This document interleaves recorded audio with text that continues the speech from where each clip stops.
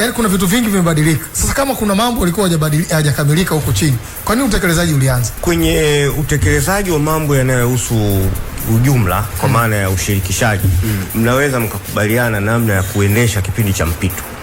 Na tunapozungumzia kwamba Simba imekuwa ikijiendesha kwa uwekezaji tangu hiyo 2017, tuna makubaliano ambayo tumefikia upande wa wanachama na upande wa mwekezaji. Na ndio maana kwanza tunampongeza sana pamoja na kuwa hatujakuwa tumekamilisha fully, lakini Mohamed Dewji amekuwa akitoa fedha, akitoa mitaji na nguvu yake kuhakikisha kwamba timu inasonga mbele. Hilo kwanza ni ujasiri mkubwa sana ambao yeye amekuwa nao. Ndio. Sasa ukisema kwa nini mlifanya wakati hamjakamilisha, unaweza ukawa hauko sahihi, kwa sababu sisi tulikuwa tunahitaji, yani hii ni process, tunahitaji vyote mawili.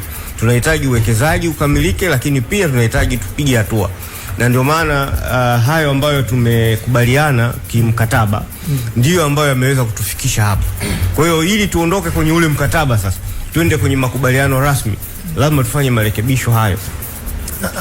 Pamoja na kuwa amekuwa akifanya hayo, yes, unaoyasema, lakini amekuwa pia akilalamika kwamba upande wenu, upande wa klabu ndio ambao unashindwa kutimiza baadhi ya mambo ili jambo kulifanya liwe kamili, limekamilika. Kuwa na hicho ambacho anadhani anapaswa kuwa nacho, kwa sababu kuna vitu havijakamilika. Pamoja anajitolea, lakini analalamika several times. Ameita watu wakiwa wanasema kwamba upande huu ndio unakwamisha. Amewahi kukutaja wewe kwa jina, amewahi kumtaja mwenyekiti aliyeondoka wa bodi Salim kwenye jambo hili. Sijui, ndio maana mimi napata wasiwasi kwamba kama vilikuwa vitu havijakamilika, kwa nini mlianza?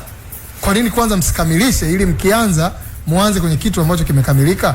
Serikali wasingekuwa hii na hii hali ya kwamba nendeni mkarekebisha hiki, nendeni. Kwa nini msingepeleka kwanza, bwana bado karekebisha hiki, bado karekebisha hiki, bado sasa unaweza kuendelea, ukaendelea? Kwanza hilo nalo lisema kuwa amewahi kutamka akinitaja mimi kuwa ninakwamisha, mimi sijawahi kumsikia akifanya hivyo. Na bahati nzuri kwa kuwa umesema, nitamuuliza. Katika mazungumzo yetu hapo ya mwanzo umesema hakuna wakati ambao wewe utatenganishwa na Simba. Ukitajwa klabu huko wewe umetaja. Sasa mimi sijawahi kumsikia akinilalamikia au akimtaja mtu yoyote. Ukitajwa klabu ya Simba, ngoja kwanza nisikilize kwanza. Aidha mimi au mtu mwingine yoyote, mimi sijawahi kumsikia akisema kwamba huyu ndiye anayenikwamisha. Lakini yeye ana feeling kwamba hili jambo linachukua muda mrefu. Lakini kuchukua muda mrefu kwamba